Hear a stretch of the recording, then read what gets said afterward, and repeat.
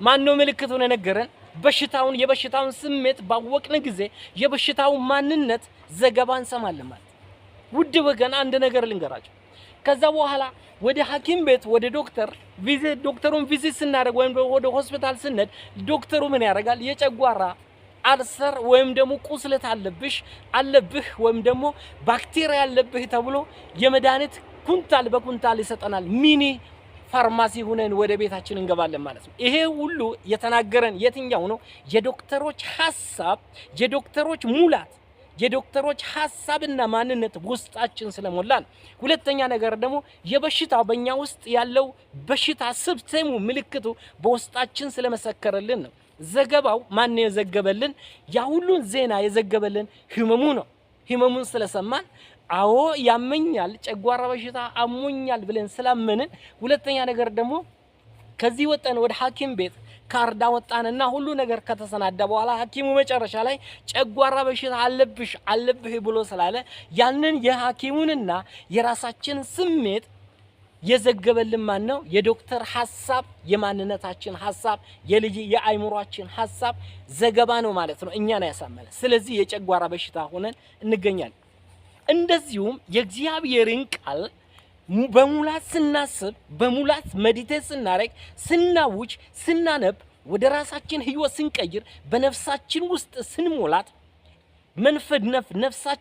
ነፍሳችን በእግዚአብሔር ቃል ስትሰፋ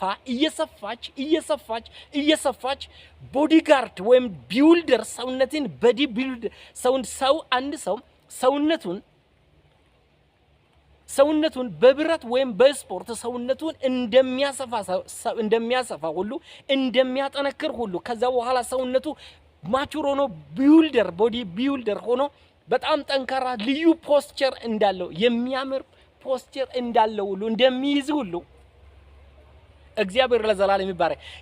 በእግዚአብሔር ቃል ነፍሳችንን ብናሰለጥን በሽታ በእኛ ላይ እንደማይሰራ፣ ማንም በእኛ ላይ እንዳይሰራ፣ በሽታ በእኛ ላይ እንደማይሰራ፣ ሚስከሬጅ በህይወታችን ወይም ደግሞ ጭንገፋ በህይወታችን እንደማይሰራ፣ ሞት በህይወታችን እንደማይሰራ፣ አለመሳካት በህይወታችን እንደማይሰራ፣ ጉስቁልና ድህነት በህይወታችን እንደማይሰራ ያንን ቃል ከእግዚአብሔር ቃል ውስጥ ያንን ስናነብ ውስጣችን ስናስገባ አስገብተን ደግሞ ስናብሰለስል ሜዲቴት ስናረግ አሁንም ስናብላላ ውስጣችን ስናብላላ ሜዲቴት ስናረግ ዲክሌር ስናረግ ወይም ስናውጅ ካመን በኋላ ካብሰለሰልን በኋላ የምናወጣቸው ነገሮች እኛ ምን ያረጋል? ስንናገር ጆሮአችን ይሰማል። ጆሮአችን ሲሰማ ደግሞ ነፍሳችን ትሰማለች። ነፍሳችን ስትሰማ ሁሉ ነገር ያበቃለታል። በሽታ የሚባል ውስጣችን የለም። ለምንድን ነው?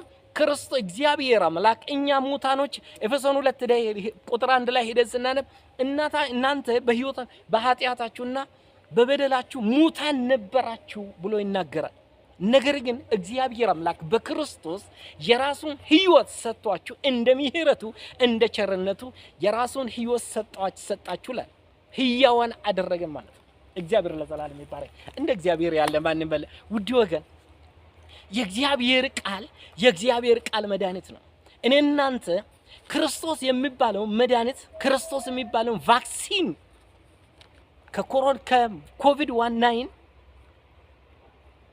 የኮቪድ-19 ክርስቶስ የሚባል ቫክሲን ብንወጋ የኤችአይቪ ሳይሆን ክርስቶስ የሚባል ቫክሲን እኛ ከኮቪድ-19 ወይም ደግሞ ከኤችአይቪ ሄፓታይቲስ 1 hepatitis A, no, I mean hepatitis A, hepatitis B, hepatitis C, hepatitis D, hepatitis E እነዚህ ሄፓታይቲስ የሆኑ የጉበት በሽታዎችን ቫይረሶችን አንድ ሃይፐርቴንሽን ወይም ደግሞ ዲያቤቲስ የስኳርና የግፊት ደም ግፊት የኮሌስትሮል የእብደት መንፈስ ማናቸውንም የሁሉ የስፓይናል ኮርድ ወይም ደግሞ ጆይንት ወይም ደግሞ የመገጣጠሚያ በሽታ ማናቸውንም በሽታ የድህነት የመከራ የችግር እነዚህን ሁሉ ክርስቶስ የሚባለው ማንነት ስንወጋ ቫክሲን ወይም ደግሞ ክትባት ስንወስድ እነዚህ ሁሉ ውስጣችን ሊኖሩ አይችሉም። ምክንያቱም እኛ የምንኖረው ተሸናፊ የነበረው ሞት የነበረው ጣፊ የነበረው በዲያብሎስ ሐሳብና አጀንዳ የሚጓዝ ሊነካና ሊወድቅ ሊሞት የሚችለው ያንን እግዚአብሔር አምላክ ከውስጣችን ወሰደና የራሱን ሕይወት በክርስቶስ ኢየሱስ ውስጣችን አስቀመጠ። ክርስቶስ ወገን